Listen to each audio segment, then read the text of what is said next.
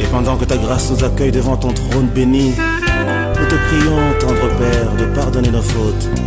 Consternation et émotion à la morgue de l'hôpital central de Yaoundé ce 5 janvier 2024 où 21 cercueils sont exposés devant les regards meurtris d'une foule immense venue rendre un dernier hommage aux victimes de la catastrophe du 8 octobre 2023 au quartier Mbankolo dans le 2e arrondissement de Yaoundé.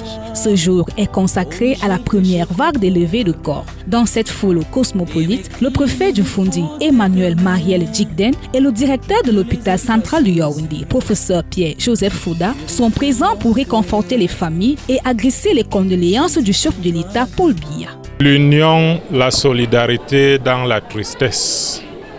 Le chef de l'État, son Excellence Paul Biya, avait adressé un message de condoléances à ses familles et également il a instruit des mesures d'accompagnement.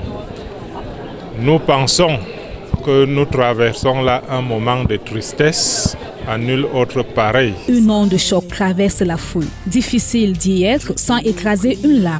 Les proches des victimes sont inconsolables. Le sentiment, c'est très choquant. C'est très choquant parce que c'est une journée dont on vient pour garder nos frères et sœurs, nos parents et nos petits frères également. Donc c'est pas du tout facile. Oui, j'ai perdu ma maman et mon petit frère dans le drame également. Donc tous les deux sont partis sur le choc, sur le coup. Un sentiment bien sûr très douloureux. Un sentiment difficile à expliquer, mais face à la volonté de Dieu, l'homme ne peut rien.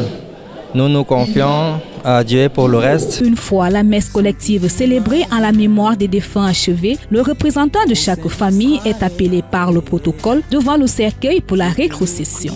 Le préfet et sa suite quittent les lieux aux environs de 11 heures. Aussitôt, les disputes entre les familles viennent troubler le calme qui prévalait à l'entame. C'est le cas de cette dame dont le mari est accusé d'avoir fui avec la dépouille de leur garçon âgé de 6 ans. Le père ne voulait pas que je me tienne même ici à la levée de l'enfant, en disant que j'avais abandonné les enfants et que je ne pense pas que la femme se lève d'un beau matin pour abandonner les fruits de ses entrailles. C'est dû à quelque chose de plus douloureux qui fait qu'elle part de là. Je suis partie de là pour sauver ma peau où il m'a enlevé ses enfants, aller confier à sa copine qui vivait en Bankolo.